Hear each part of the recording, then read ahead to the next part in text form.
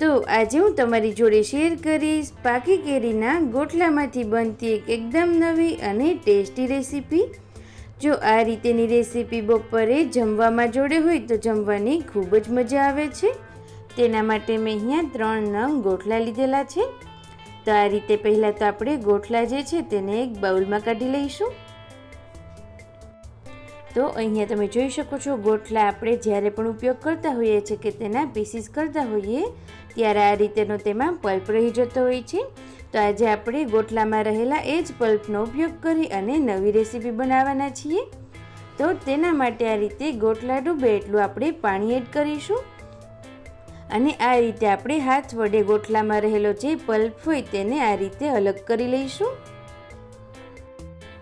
તો તમે જોઈ શકો છો સેમ એવી જ રીતે મેં ત્રણેય ગોટલાનો પલ્પ આ રીતેના બાઉલમાં કાઢી લીધો છે। હવે આપણે આગળની પ્રોસેસ કરીએ। તો પહેલાં આપણે તેમાં અડધા કપ જેટલું દહીં એડ કરીશું। ત્યારબાદ 1/4 કપ જેટલો આપણે ચણાનો લોટ એડ કરીશું। ત્યારબાદ હવે આપણે તેમાં મસાલાઓ એડ કરીએ। 1 ચમચી જેટલું આપણે નમક એડ કરીશું, અડધી ચમચી જેટલી હળદર અને ચપટી જેટલી આપણે તેમાં હિંગ એડ કરીશું।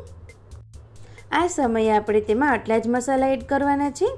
ત્યારબાદ ચમચીની મદદથી એક વખત આપણે બધું સરસ રીતે મિક્સ કરી દઈએ।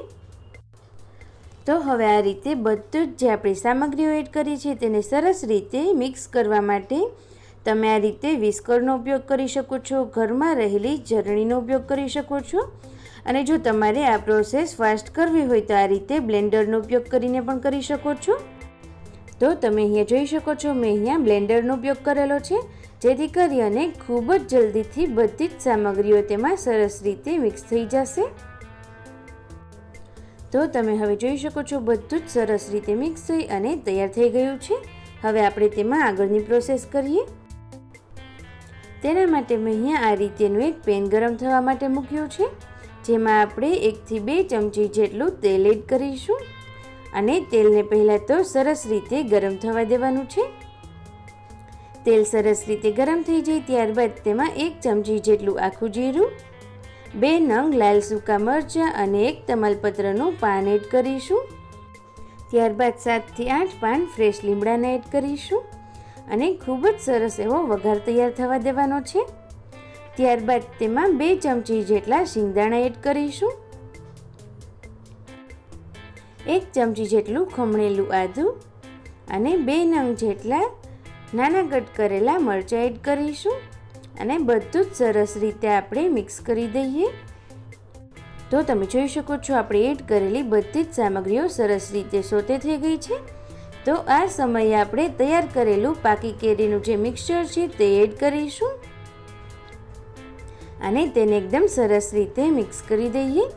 આ સમયે તમે જોઈ શકો છો આપણું મિક્સચર સારું એવું ઘટ લાગી રહ્યું છે તો આપણે ઉપરથી તેમાં પાણી એડ કરીશું। તમારે જેટલું પણ પતલું કરવું હોય એ પ્રમાણે પાણી એડ કરી શકો છો। ત્યારબાદ ઉપરથી આપણે એડ કરીશું અડધી ચમચી જેટલો ગરમ મસાલો, 1 ચમચી જેટલું લાલ મરચું પાવડર, થોડું એવું આપણે નમક એડ કરીશું અને 1 ચમચી જેટલી આપણે તેમાં ખાંડ એડ કરીશું। બધા જ મસાલા તમે તમારા ટેસ્ટને એકોર્ડિંગ એડજસ્ટ કરી શકો છો। હવે આપણે મસાલાઓને સરસ રીતે મિક્સ કરી દઈએ